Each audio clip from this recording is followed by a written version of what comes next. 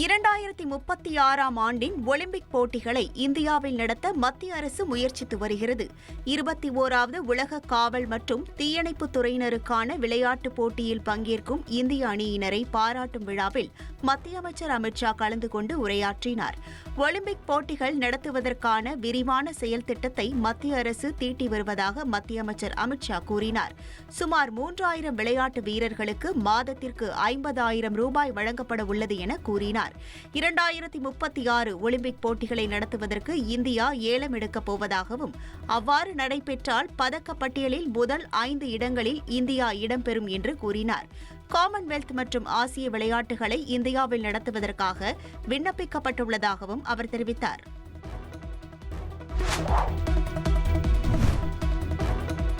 தென்பெண்ணை ஆற்றில் கழிவுநீர் கலப்பதை தடுக்க எடுக்கப்பட்ட நடவடிக்கைகள் குறித்து அறிக்கை தாக்கல் செய்ய கர்நாடக அரசுக்கு தென்மண்டல தேசிய பசுமை தீர்ப்பாயம் உத்தரவிட்டுள்ளது. தென்பெண்ணை ஆற்றில் கழிவுநீர் கலப்பது தொடர்பாக தென்மண்டல தேசிய பசுமை தீர்ப்பாயம் தாமாக முன்வந்து விசாரணைக்கு எடுத்தது. விசாரணையின் போது கர்நாடக அரசின் தலைமைச் செயலாளர் தரப்பில் அறிக்கை தாக்கல் செய்யப்பட்டது. தென்பெண்ணை ஆற்றில் கழிவுநீர் கலப்பதை தடுக்க 1200 கோடி ரூபாயில் கழிவுநீர் சுத்திகரிப்பு நிலையங்கள் அமைக்க முடிவு செய்யப்பட்டிருப்பதாகவும், இதற்கான பணிகள் விரைவில் துவங்கும் என்றும் தெரிவிக்கப்பட்டது. தமிழக அரசின் தலைமைச் செயலாளர் தாக்கல் செய்த அறிக்கையில் கெலவரப்பள்ளி அணைக்கு வரும் நீரானது கருப்பு நிறத்தில் துர்நாற்றத்துடன் வருவதை உறுதிப்படுத்தியிருப்பதாக தெரிவிக்கப்பட்டிருந்தது. இவற்றை பதிவு செய்து கொண்ட தீர்ப்பாயம் தென்பெண்ணை ஆற்றில் கழிவுநீர் கலப்பதை தடுக்க கர்நாடக அரசு உடனடியாக நடவடிக்கை எடுக்க வேண்டும் என்று உத்தரவிட்டுள்ளது. இது தொடர்பாக எடுத்த நடவடிக்கைகள் குறித்து விரிவான அறிக்கை தாக்கல் செய்ய கர்நாடக அரசுக்கு உத்தரவிட்டு விசாரணையை ஆகஸ்ட் 21ஆம் தேதிக்கு ஒத்திவைத்தது.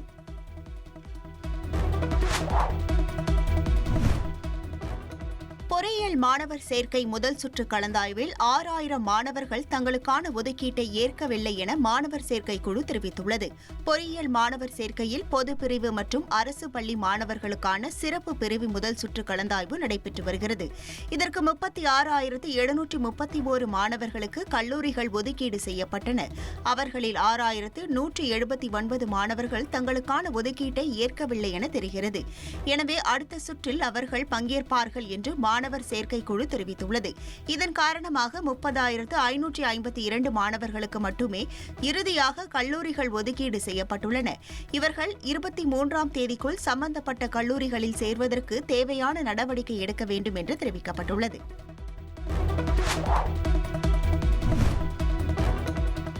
மறைந்த மு.க. முத்துவின் உடல் சென்னை பெசன்ட் நகர் மின் மயானத்தில் தகனம் செய்யப்பட்டது.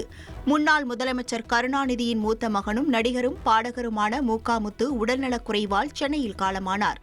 கோபாலபுரம் இல்லத்தில் வைக்கப்பட்டிருந்த அவருடைய உடலுக்கு பல்வேறு அரசியல் கட்சிகளின் தலைவர்களும் பிரபலங்களும் நேரில் அஞ்சலி செலுத்தினர்.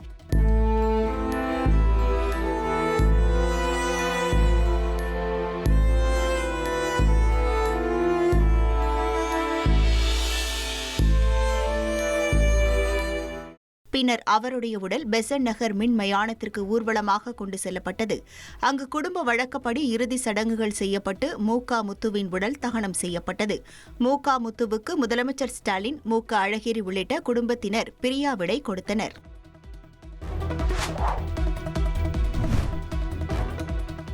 மடப்புரம் காவலாளி அஜித்குமாரை தனியாருக்கு சொந்தமான இடத்திற்கு அழைத்து சென்று மரத்தில் கட்டி தொங்கவிட்டு தனிப்படை காவலர்கள் தாக்கியது சிபிஐ விசாரணையில் தெரியவந்துள்ளது.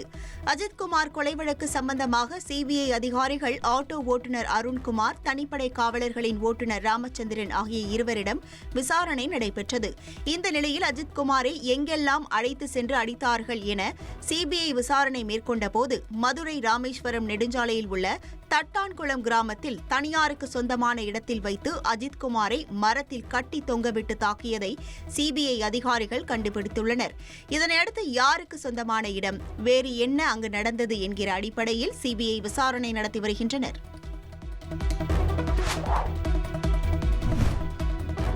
கும்மிடிப்பூண்டி அருகே 8 வயது சிறுமி கடத்தி பாலியல் வன்கொடுமை செய்யப்பட்ட சம்பவத்தில் தொடர்புடைய வடமாநில இளைஞர் புறநகர் ரயிலில் பயணம் செய்யும் புதிய படம் வெளியாகியுள்ளது. கடந்த 12ஆம் தேதி 8 வயதை நிரம்பிய பள்ளி மாணவி பாலியல் வன்கொடுமை செய்யப்பட்டதாக புகார் எழுந்தது. உடனே சிறுமியை இளைஞர் ஒருவர் கடத்தும் காட்சி வெளியாகி பெரும் அதிர்வலைகளை ஏற்படுத்தியது. இது தொடர்பாக 8 தனிப்படைகள் அமைக்கப்பட்டு விசாரணை நடைபெற்று வரும் நிலையில் சம்பவத்தன்று ஆந்திர மாநிலம் சூலூர்பேட்டை ரயில் நிலையம் முதல் சென்னை புறநகர் ரயில் நிலையங்கள் வரை பதிவான சிசிடிவி காட்சிகளை போலீசார் ஆய்வு செய்தனர். இதில் சம்பவத்தன்று குற்றம் சாட்டப்பட்ட நபர் சூலூர்பேட்டை ரயில் நிலையத்தில் இருந்து ஆரம்பாக்கம் ரயில் நிலையத்திற்கு வந்துள்ளதும் மின்சார ரயிலின் படி அருகே அமர்ந்து பயணித்த புகைப்படமும் வெளியாகியுள்ளது. இதனை வைத்து வடமாநில இளைஞரை பிடிக்க போலீசார் தீவிரம் காட்டி வருகின்றனர்.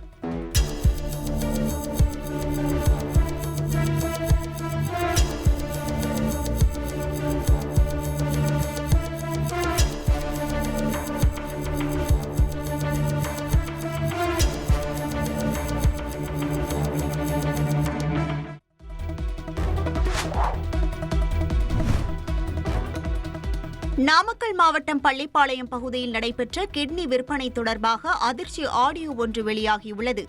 இதில் புரோக்கர் ஒருவர் மற்றொரு நபரிடம் குறிப்பிட்ட இரத்த வகை உடையவரின் கிட்னி தேவைப்படுவதாகவும் கிட்னிக்கான தொகையை பற்றியும் இடைத்தரகருக்கான தொகை பற்றியும் கூறியுள்ளதோடு சரியான நபரை தேர்ந்தெடுத்து அனுப்ப வேண்டும் என்றும் கூறியுள்ள ஆடியோ சமூக வலைதளங்களில் பரவி அதிர்ச்சியை ஏற்படுத்தியுள்ளது. சுமதி கிட்ட பி கேட்டிருக்கிறேன், அது என்னன்னு பார்த்து அவங்க டோனருக்கு 5 ரூபாயும் அவங்களுக்கு 80 ரூபாயும் கேட்டாங்க. சரி ரைட்டு, பூரா கூட கொடுத்தாலும் பரவாயில்ல, ஏன்னா அவங்க டோனர் சைடில் 5 ரூபா கேட்டாங்க, இப்போ 5 தான் கேட்குறாங்க. அவங்களுக்கு 5ம் இவங்களுக்கு 80 கொடுத்துடலாம். நல்ல டிக்கெட்டாக அனுப்ப சொல்லு.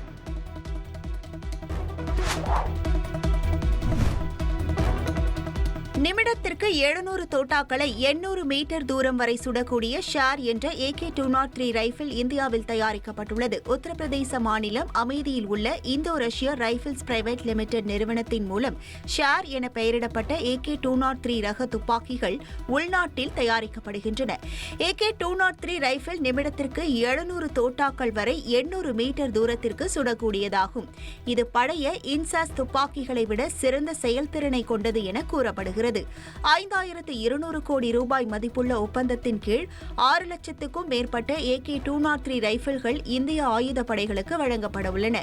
2030க்குள் அனைத்து ரைபிள்கள் விநியோகத்தை முடிக்க திட்டமிடப்பட்டுள்ள நிலையில் தற்போது வரை சுமார் 48,000 ரைபிள்கள் வழங்கப்பட்டுள்ளன என்று கூறப்படுகிறது. 3.8 கிலோ எடையுடன் அளவில் சிறியதாக இருக்கும் இந்த AK-203 ரைபிள்கள் கார்ட்ரிட்ஜ் கொண்டு இயங்கும் என்று தெரிவிக்கப்பட்டுள்ளது.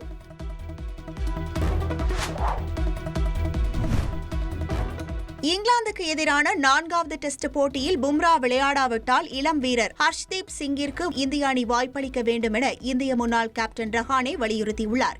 இங்கிலாந்து டெஸ்ட் தொடர் தொடங்குவதற்கு முன்னரே இந்திய வேகப்பந்து வீச்சாளர் பும்ரா 3 போட்டிகள் மட்டுமே விளையாடுவார் என தெரிவிக்கப்பட்டது.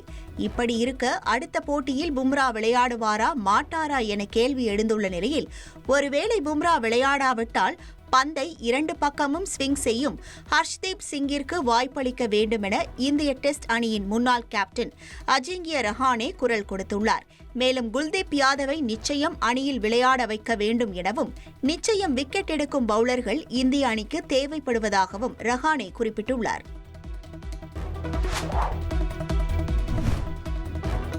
குட் பேட் அக்லி படத்தின் வெற்றிக்கு பிறகு அஜித் ஆதிக் ரவிச்சந்திரன் கூட்டணி மீண்டும் இணைய உள்ளதா அறிவிப்பு வெளியாக இருப்பது ரசிகர்களை உற்சாகப்படுத்தி இருக்கு. ஹிட் அடித்த குட் பேட் அக்லி படத்துக்கு அப்புறமா ரேசிங்லயே அஜித் ரொம்ப கான்சென்ட்ரேஷன் செலுத்திட்டு வராரு. இந்த சூழல்ல தான் இந்த அறிவிப்பு வந்திருக்கு. AK-64 படத்தோட அதிகாரப்பூர்வமான அறிவிப்பு கூடிய சீக்கிரமே வெளியாகும்னு இயக்குனர் ஆதிக் ரவிச்சந்திரன் சொல்லியிருக்காரு. AK-64 படத்துல வேற எந்தெந்த பிரபலங்கள் எல்லாம் நடிக்க இருக்காங்க அப்படிங்கிற தகவல் எல்லாமே அப்போது தெரிவிக்கப்படும்னு அவர் சொல்லியிருக்காரு. குறிப்பா AK-64 படம் குட் பேட் அக்லி மாதிரி ஒரு கேங்ஸ்டர் படமா இருக்காதுன்னு சொல்லப்படுது.